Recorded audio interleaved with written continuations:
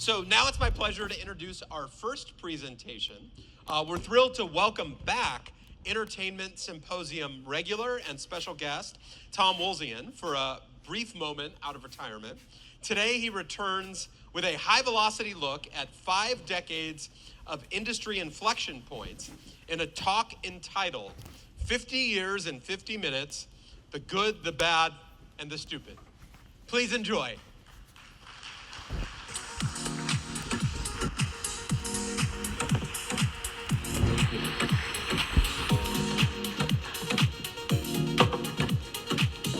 Well, good morning, everybody.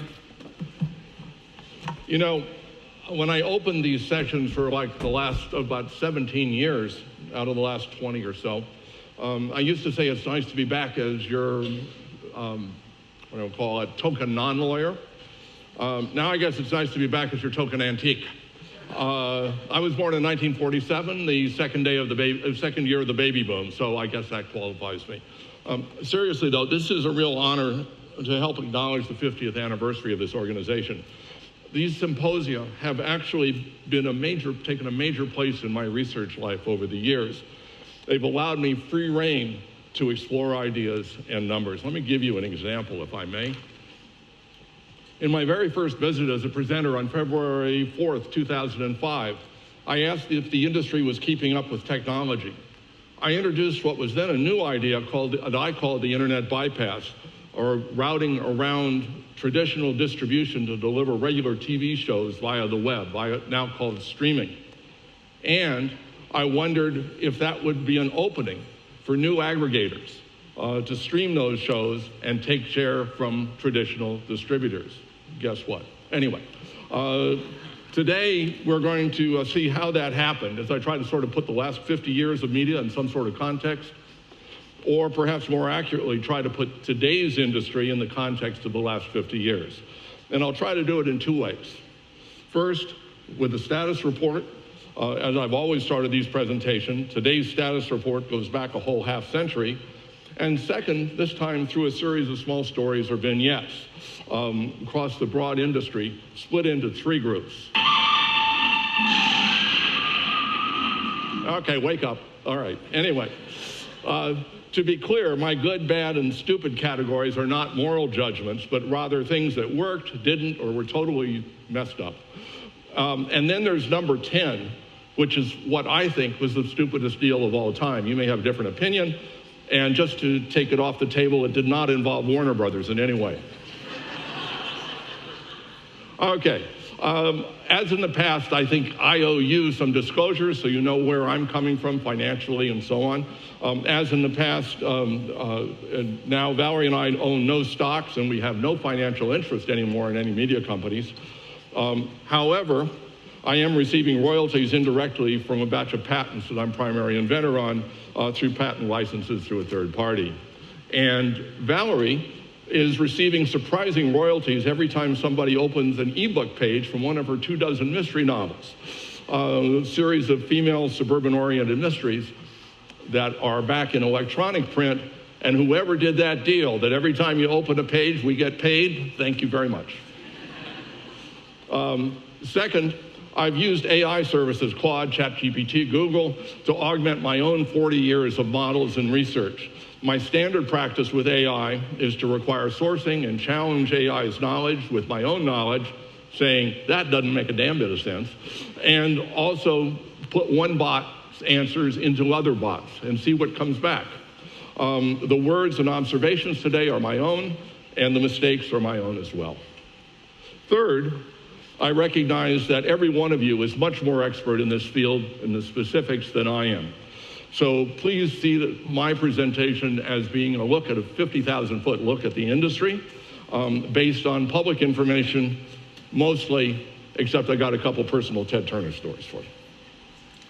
So strap yourself in, here we go. We're going to operate in constant dollars in 2005 dollars so we can actually see what the real trends are unimpeded by inflation. So over the last 50 years, there's been 3.2% inflation, but the actual growth rate was 2.7%. So as we look at industry reference numbers, we're looking at a 2.7% base to match the economy. And we're going to be looking at everything: video, print, internet, broadcast, cable, streaming, subscriptions, advertising, sales, rentals, the whole works. We'll start with direct-to-consumer, including box office and home video sales and rentals. Came through in the 50 years at about 3.4% annual growth, actually thanks at this point to electronic sell-through. Subscriptions had similar, like 3.2% growth, as its mix changed primarily from newspapers to cable to streaming.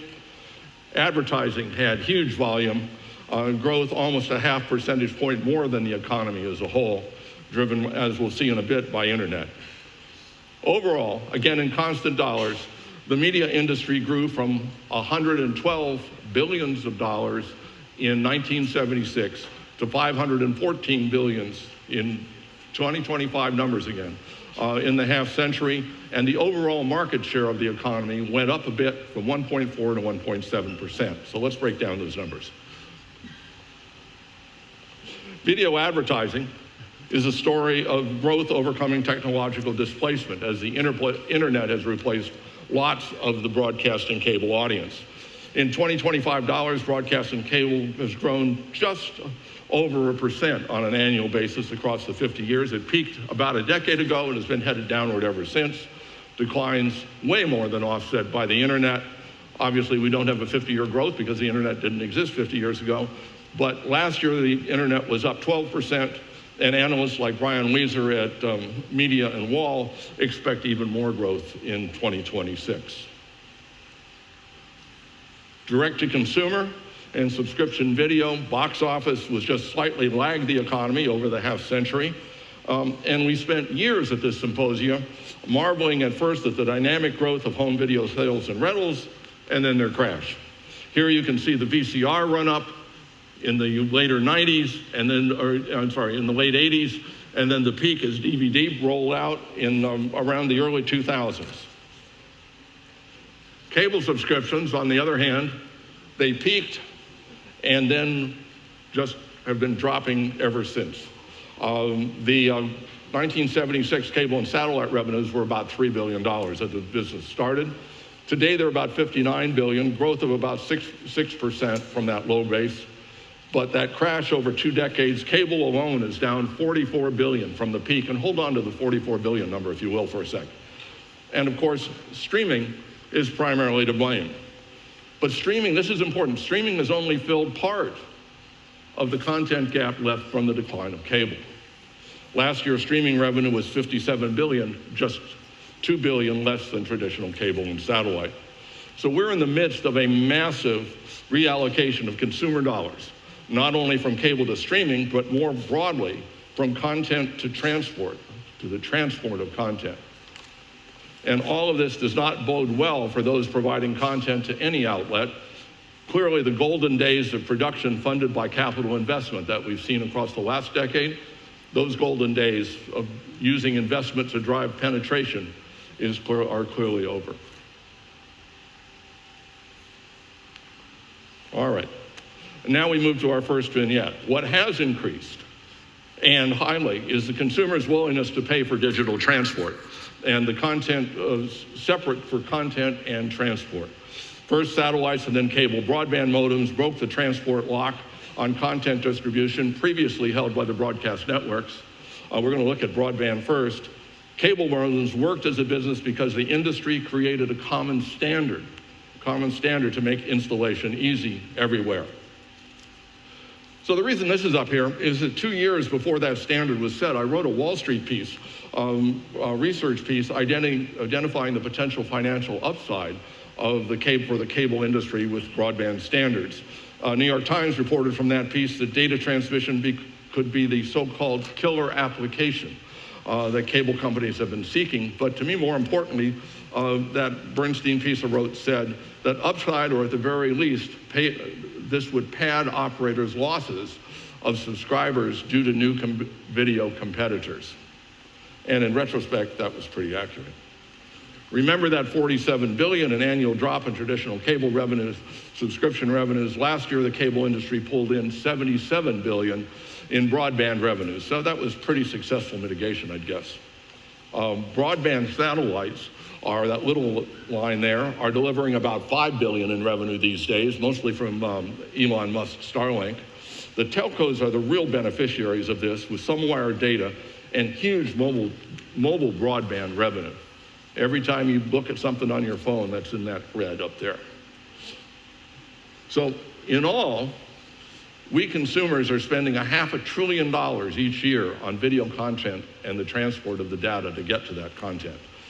We're spending twice as much for the data transport as we're spending for what you guys all do in this town. So people are spending twice as much to carry the bits as they are for the stuff. This is a 50-year transport chart from literally zero digital transmission capacity for consumers 50 years ago until the massive today that high-end fiber provides. This is probably plenty until we move to real-time holography, or something that I was thinking about, and you may think about, that might need a lot more bandwidth. Beam us up.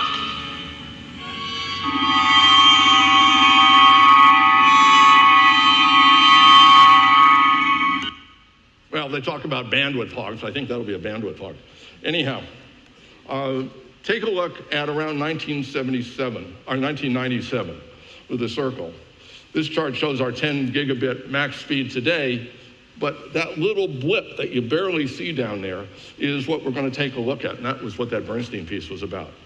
Before that, in the late 80s and 90s, all data was transmitted by modems that we around it then, remember, was hooked into your phone line, generally called dial-up, because your device actually had to make a connection, a phone call, to the other end, and then the modem would connect, and the very slow data, you would actually be able to watch A, B, C, the letters type across the screen. By 1996, the speed had reached 56,000 bits per second, and you could get sort of postage stamp type of video, maybe.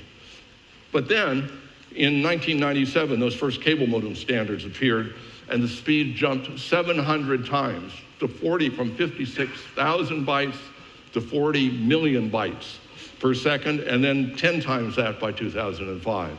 And that's the reason to focus on this, because that was really the dawn of the streaming age. In the beginning, it was ugly, choppy. The moving pictures, such as they were tiny. In fact, there were massive failures. Like at one point, Victoria's Secret decided to have a fashion show, so they called it, and about 1.5 million people tried to join into this thing, and it absolutely crashed the servers because nobody understood that not only did you need connectivity, you also need servers to handle each connection that came in. But the wrinkles got unwrinkled, and soon there were basketball and baseball games and concerts. The ground was being set for today. Each successful deal or development we'll talk about today seems to me to have four things going for it, and the cable modems were no exception. Somebody had to have the vision to see the need and the business opportunity that was there. There had to be a timing and ability either to create the technology and finance it. There had to be high quality execution to make the whole works work. And if there were regulations, you had to either finesse or comply with them. Well, that Bernstein piece was actually used to encourage the cable industry to develop cable modem standards. And this is a little background that I didn't know until some years after I wrote it. The cable television laboratories were located at the time in Boulder, Colorado, which is where I grew up. It was run by a guy named Dick Green, and I'd visit the labs every once in a while I was in Boulder to see my parents.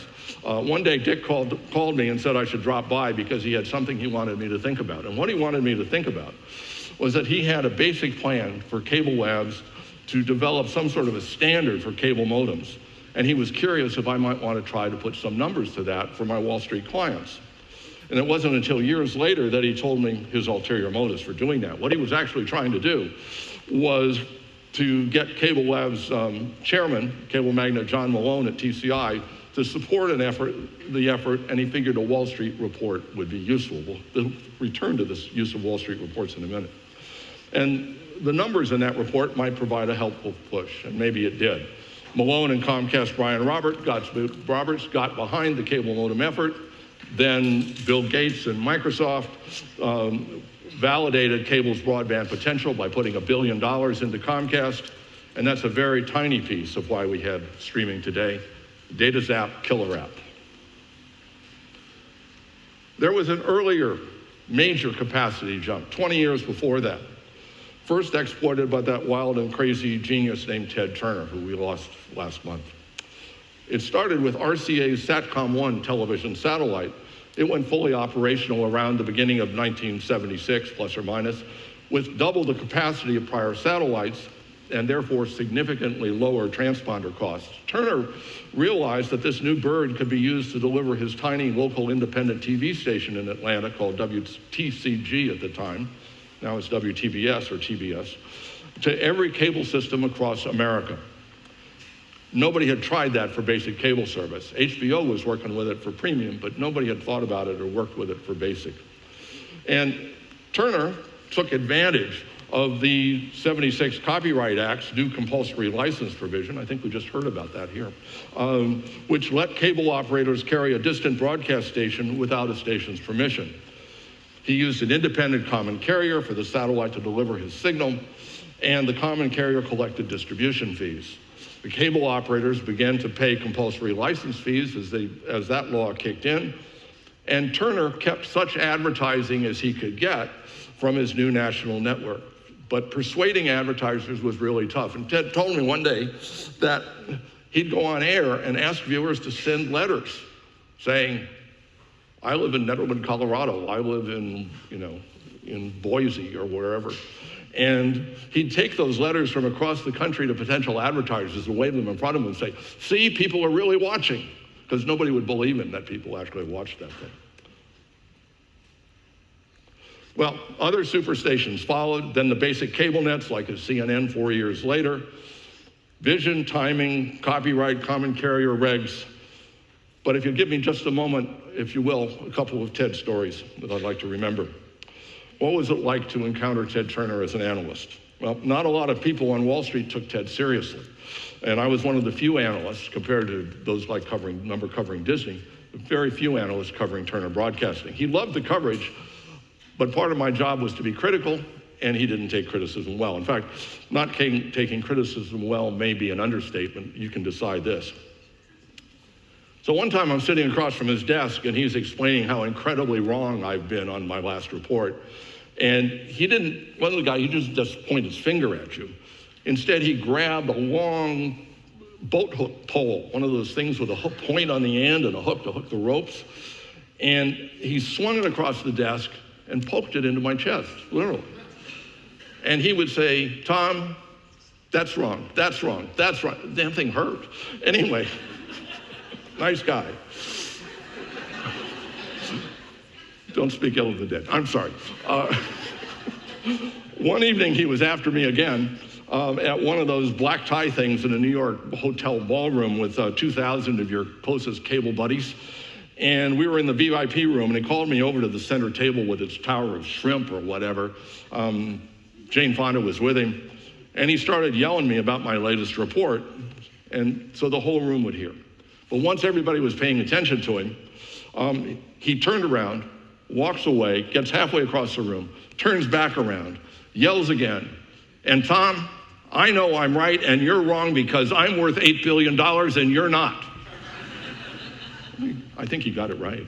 The whole room was watching except for Ms. Fonda, who was sort of like, I don't know this guy, Well, Ted was certainly right about the number. And 2 days later, the purchase of Turner Broadcasting by Time Warner was announced for $8 billion. Our vignette number 3 deals with good causes where the vision was to recognize somebody else's accomplishments, have the financial resources, and then move quickly.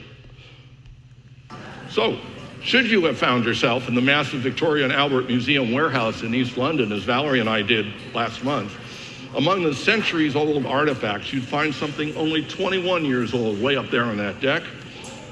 The story of how the very first video running on YouTube. Here it is. All right, so here we are, one of the elephants. The cool thing about these guys is that they have really, really, really long trunks, and that's cool.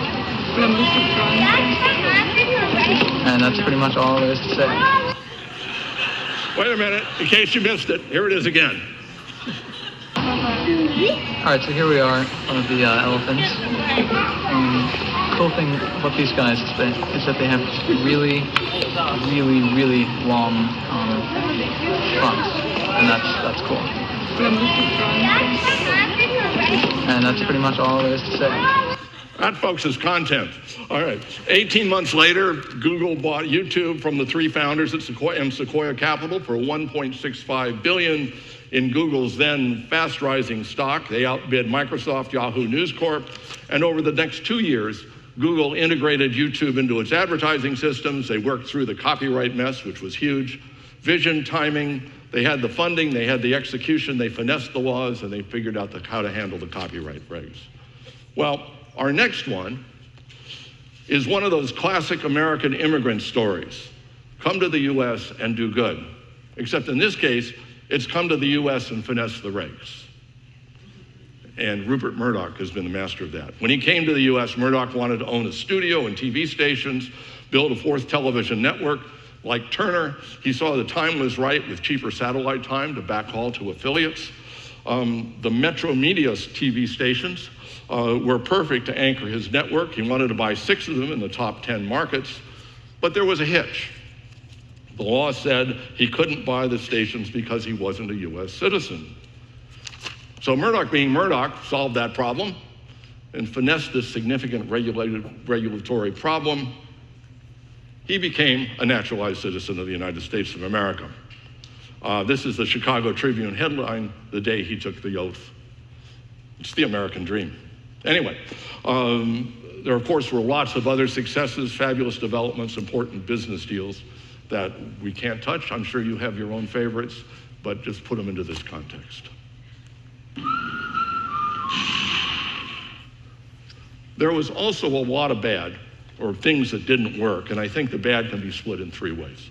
Premature tech, bad or missed deals, and perhaps most impactfully, laws, regulations, and the judicial system that have been unable to keep up with the industrial changes of either a lack of foresight or a catatonic judicial process.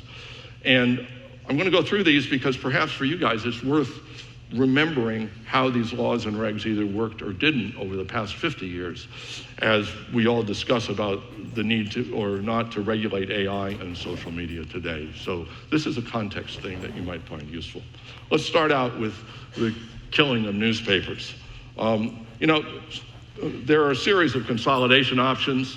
You could own more stations, you could own cross-ownership of stations and newspapers, you could own stuff across markets. Well, all of those sort of played in the discussions in the 1970s. Here's the newspaper setup.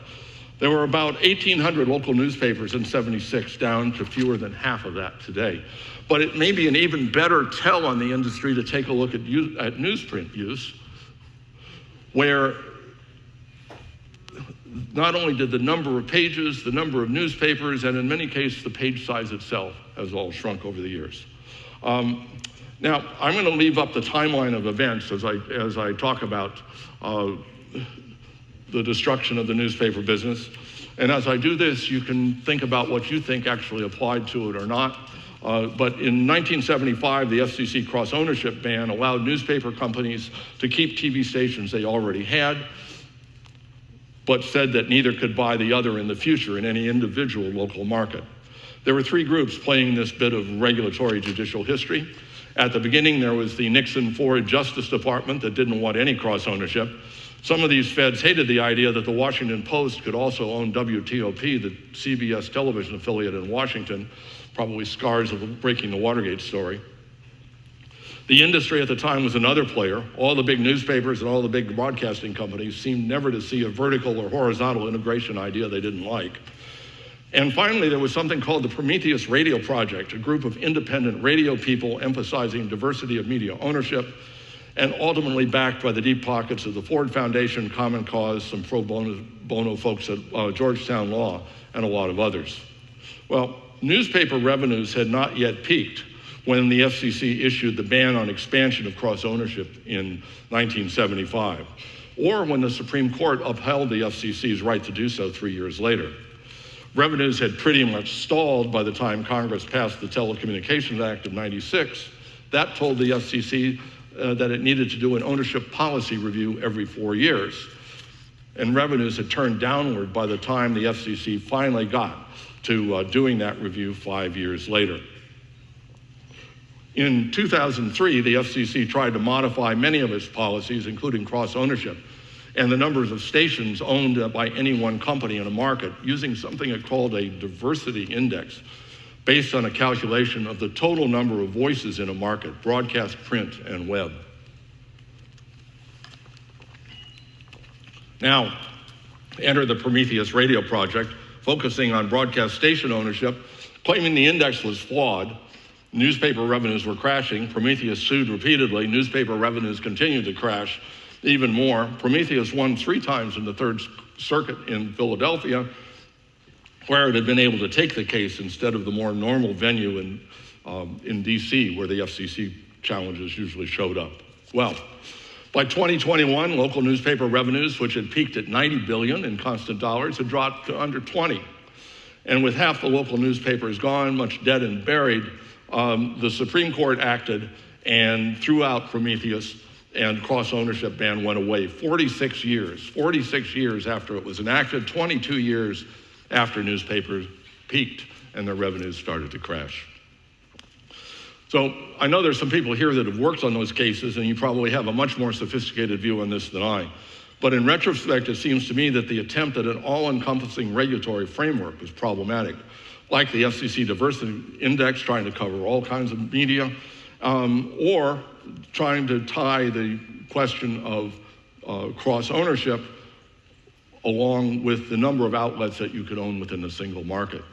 And all those things muddled everything, and the ability to get a clear ruling at any point was disastrous. Well, in the world of woulda, coulda, shoulda, let's consider if the TV and newspaper industries had been fully combined, the revenue pool in the declining years would have increased by 60%. Now, there are a lot of forces to play, including predatory capital sensing newspapers' weaknesses, but a good part of that weakness came from the inability, I think, to cross-subsidize, to combine newsroom ad sales and consolidate overhead during a period that the web was just starting to build. Would it have saved the industry? Probably not, but would it have saved some of our major newspapers? Quite possibly so. Well, this is about the death and resurrection of recorded music. And as you see here, the graph is the inverse of newspapers. The business recovers. In this case, the advent of MP3 digital recording, Diamond Reel, Pirate Bay, BitTorrent, Napster, and a batch of others finessed the 1992 Home Audio Recording Act that required technology to be embedded in a digital recording device to block copying without compensation. Excuse me. Well, there was legislation, but unlike the all-encompassing approach to regulation we just saw in the death of newspapers, this legislative compromise was narrow and precise to the point that it specifically wrote out copying from a computer. It was silent on where the original material came from. So there was no language saying you couldn't rip your CD onto a computer and then transfer it onto a digital playback machine. You were not allowed to copy and playback between 2 digital audio devices. But the court ruled in Diamond Reel that the player wasn't an audio recording device under the act because it copied from a computer, not a specific digital audio recording device. I couldn't believe that when I read it. Anyway, the result, copy away, folks. Have a great time. And in '98, the Digital Millennium Copyright Act instituted takedown measures, really important, as we saw with YouTube working through. But the '96 Communications Decency Act gave ISPs broad protection, so there was really little motivation for an ISP to do anything about piracy unless they got a specific takedown notice. To the contrary, it was their interest for the ISPs to look the other way and allow piracy because that was using bits like mad and increasing their penetration. Well, unlike the newspapers, the recorded industry began to flatten in 10 years after the revenue peak. Then it began recovering in 15 years. And that recovery over this past decade came because of a combination of legal enforcement, bandwidth increase, application of streaming tech, and smartphone penetration, all of which made it a lot easier for services like Spotify to be used rather than individuals to pirate individual tracks. So I guess the lessons here to me are, first, that a legislative compromise allowing functional equivalent is absolutely worthless.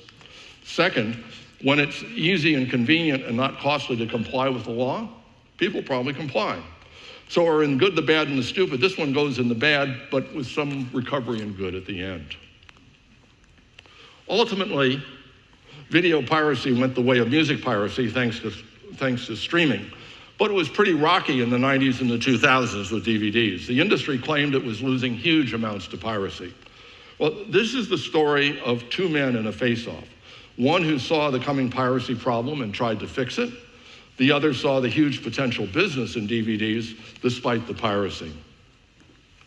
I think most people here knew Skip as a talent deal maker extraordinaire. But I got to know Skip during a short-lived fight over the future of DVDs. Once again, Wall Street reports could be useful to make a case to both investors and management. And both Skip and Warren Lieberfarb at Warner Home Video wanted me to publish their respective positions. Warren was looking toward mass distribution with a simple product with minimal copy protection. Skip said, hey, not so fast. He knew a lot about the technology then available, and he knew how people would bypass that limited copy protection. And he feared his clients would be hurt by mass piracy. And he set out to do something about it with a positive authorization system to enable playing a disc. Skip's product was called DivX, and it was a DVD that needed a special player that phoned a central computer, ET Phone Home, to authorize playing the movie on that disc. The object was to compete with the rental market like Blockbuster. The product failed because people didn't want to buy the more expensive special DVD players. Electronics retailer Circuit City got involved, and ultimately both DivX and Circuit City went away. But Skip was right. He did see the threat of video piracy, but Warren was right too. He saw the demand for movies on discs, and piracy may have cut into the sales, but the sales nonetheless were gigundous. So when we talk about the criteria for successful deals or developments, DivX had the timing, the product to execute, the laws and regs on its side. It had the vision that was needed to protect the industry, but not the consumer. And what the consumer wanted was something easier and cheaper that basic DVDs provided. So I guess DivX goes in a lofty failure group. While we're talking about video failures, let's consider the failures of many before the success of one, like the bodies on the road leading to the extraordinary success of the iPad, introduced in 2010. That road probably started with the Apple Newton in 1993, tiny screen, stylus. Then came the Palm Pilot in 96, marginally bigger screen, stylus. By 2002, Microsoft was in the game with the idea that everybody wanted Windows on a tablet. Show of hands? Okay, anyway. And also, everybody wanted to use a stylus, so very, very, very wrong. But why a stylus, right? Why did they have to do this? It's because the pixels on the screen, only a couple of them could actually be set up as switches. And so you needed a really fine point to hit those really fine pixels. That was the system at the time. But in 2005, Sony had a different idea for the same screen technology, that pixel-based. They thought that people wanted a portable device that used a touch screen that could be used to scan the web and even watch TV. But by making the screen, and therefore the pixels bigger, they'd actually make the pixels of a size that you could hit it with your finger. It was a clever observation and workaround. And these are the people that came up with the snappy name for the Walkman, right? And they really came up with a snappy name for this thing, the location-free TV. The box was freaking awesome. It was awesomely bulky and heavy. And here it is. This is your iPad, right?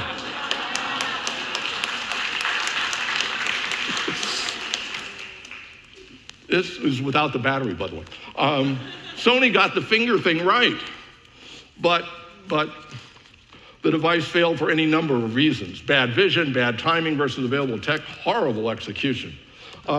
Apple acquired something called Fingerworks in 2005. Their engineers spent another 5 years working the way to get all 10 fingers to be recognized by the iPad and interacting. They redesigned and came up with a new type of touchscreen with no stylus. Lots of technical and business failures, bad before the good. Now, you may wonder why I have this thing. Sony's broadcast electronics unit was one of my first consulting clients after I left Bernstein in 2005, and they told me that they wanted me to work for them, but they'd only pay me in trade. Oh, okay. So I took one of Sony's first LED TVs in trade. That was fabulous. And then this location-free TV thing seemed like a great idea in their catalog until it arrived. Actually, Valerie's over here asking the greater question is, why did I keep it? Or more importantly, she just asked me, can we throw it away now?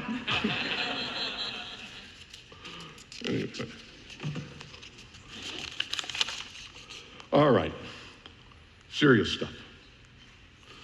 FinSyn. So before moving to the stupid, I need to deal with a mixed bag that was and whose legacy remains called FinSyn. The Financial Interest and Syndication rules put in place in 1970, revoked a quarter century later. They continue to be referenced and important today, although today's world is one of market power rather than technical limitations. Now, this has been an interesting research project because I was otherwise detained at the time. That was Vietnam, where I was directing an Army combat unit, a camera unit. So I had other things on my mind. But I want to tell you that I do this section with absolute great trepidation because he's down here. Not only did Ken Ziffren live the full arc of FinSyn, his arguments, business designs, and deals really defined how it played out. Did I get that right? He's shaking his head, yes, good, okay. So why FinSyn? Well, at the time, the fear and the pre-satellite reality of the 1950s and 60s was that vertical integration, encouraged by severe technical limitations. The map shows a few of the cost-intensive circuits that AT&T had across in the pre-satellite days. So you can see here, you can see a major dark line coming down to the south, across through Atlanta, Dallas, off to the West Coast. That was the original West Coast feed. There was a central feed that came down through Chicago, down to St. Louis, out through Denver and Salt Lake. And that was it. There was nothing else to get stuff around the country. Private microwave organizations did hops, like out of Denver. When I was working there, we did hops and fed up to South Dakota and places like that. But that was the entire thing. There was hardly any transmission capacity. And the three networks leveraged both their affiliate systems and those three national circuits. The shortage of circuits, they leveraged those to force ownership positions in programs. Every deal was different. Dragnet is an example. Producer Jack Webb's company owned the property, but as a condition of carriage on NBC, NBC said, you gotta give us a financial interest and you gotta give us the syndication rights. Well, broadly, there were three FCC rules making up I'm gonna call it the FinSyn era. First, a network couldn't have financial interest in a show owned by others. Second, it could own shows but couldn't syndicate them in the US after they aired on a network. And third, a related rule, a network could only program 3 of the 4 primetime 7 to 11 p.m. hours 6 days a week. That separate primetime access rule, or PTAR, assured the local stations that they had to produce or acquire shows from somebody else other than the networks. Well, once the rules hit, the three nets were forced to spin off their syndication businesses into separate companies. 2 of them have vanished. Viacom has been the best known. It was split out of CBS. The Cosby Show is a dramatic example of the impact of FinSyn. With domestic syndication sales gone, networks claimed they couldn't fund entire productions, and so the deficit funding model evolved. The independent production company, Carsey Werner and Cosby, owned the show, covered all the development and production costs, which were more than NBC was paying for each episode. NBC kept all the ad sales for 2 runs, only 2 runs, may have been close to $1 billion across the 8 years. The now independent Viacom handled syndication for then record $500 million or so in sales to local stations. almost all of which went to Kersey Werner and Cosby, covering not only the deficit, but in this case, a lot more. NBC was in the ratings cellar at the time, and I remember I was at the affiliates meeting where managers and affiliates alike were cheering when they saw the just done Cosby pilot. This was down at the Century Plaza, May 1984. It was their hope for the future that the show became the key to rebuilding the network into a late 1980s powerhouse. By the way, just for the record, I don't remember anybody at NBC complaining about losing out when they didn't get a piece of action on syndication sales with their $1 billion of advertising. That primetime hour when affiliates were not allowed to run network shows is filled by a mix of game shows, syndicated product, and local news. But as a reference, you can thank primetime access rule for the daily editions of Jeopardy, which King World, then Sony, sold into the 7 to 8 p.m. slot starting 42 years ago and remaining there today. One other, you might ask how Rupert Murdoch was able to start the Fox network while he owned Fox Studios and owned primetime shows like The Simpsons, which started during FinSyn. The simple answer is the FCC defined the network as programming 15 or more hours a week in prime time. And Murdoch, as usual, played the loophole. Fox never programmed 15 hours a week during FinSyn, so the Fox network was never a network. That's how we did it. So, after years of arguing, cable growing, network audiences declining, the last piece of FinSyn went away in 1995, vertical integration resumed, ABC went into Disney, NBC went into Comcast, and in the goes around, comes around story, Viacom bought CBS, spun it out and brought it back in during the time, became Paramount, bought by Skydance, and we all know what comes next. The complaints about vertical integration are back. Platforms want full ownership of content. But even without the back end, producers are finding new models and points of leverage. Some seem to be doing quite well, actually. Just ask Taylor Sheridan. Okay. All right. This is the deal that let Netflix stream. And I think it's the deal, as we go through it, where it's not a legal question. It was actually the operators didn't recognize what the issues were. You may think of a more stupid deal than this one, but for me, this is the one that was key to changing the industry. As an incumbent was allowed through a deal, it allowed a newcomer to get an important foothold and go from there. So remember that page that I showed you when I started today? I warned back in 2005 that a new aggregator could use broadband to bypass conventional distribution. I suggested Amazon and Google and others. I didn't think of the small disc-by-mail renter called Netflix at the time. Stupid me. Anyhow. In 2007, Netflix called their new service Watch Now. Netflix had 7 million DVD subscribers at the time. They said they could watch a few hours of streaming movies each month. That wasn't many hours, but they didn't have many movies. Netflix only had rights to something like 1,000 old films, foreign, indies, and some TV stuff. What they didn't have, and they really needed, was the good stuff, the good family stuff, and the good family stuff was Disney stuff. But the atmosphere 19 years ago was as charged about the potential value of the internet as it is charged today about the potential value of AI. Back then, it was unlikely that anybody, and particularly Disney, was going to do a deal with Netflix at anything but a license fee that matched the charged atmosphere, and that was a fee that Netflix, still small, couldn't afford. So Netflix found another way through somebody else's deal done with Disney years before. Jump way back to 1994. Here's how that happened. Telecommunications Inc. was then the country's biggest cable operator. It was run by John Malone. You remember him from the cable labs and the cable modem. TCI's programming company was Liberty Media, and Liberty had created a pay service called Encore, later Starz Entertainment. Encore was conceived by a guy named John C. Well, in the mid-1990s, around 1994, Encore did an output deal for only live-action films and the various Disney-owned studios. By '99, that deal was expanded in for 10 years and close to $1 billion. It was a pretty normal output deal for linear cable. Animated films were similarly licensed into it in 2002. And the 1990 deal also added video on demand. So what was happening was that C was watching the progress of cable modems. So in the 1990 deal was further expanded to include broadband streaming. And here's the dumb part. C and his team added one tiny provision. And over coffee one day, he very proudly told me, you know, we got the right to sublicense all the Disney animated films. Whoa, okay, but I didn't think Netflix. So in 2008, with its Watch Now streaming service stalled for lack of content, Netflix embedded Starz using the Disney sublicense. This screen shows Ratatouille on that page. Netflix paid Starz a reported $30 million a year. Lawsuits ensued, but with access to Disney and other movies on Starz, Netflix streaming subscribers climbed up and up with 21 million by 2011.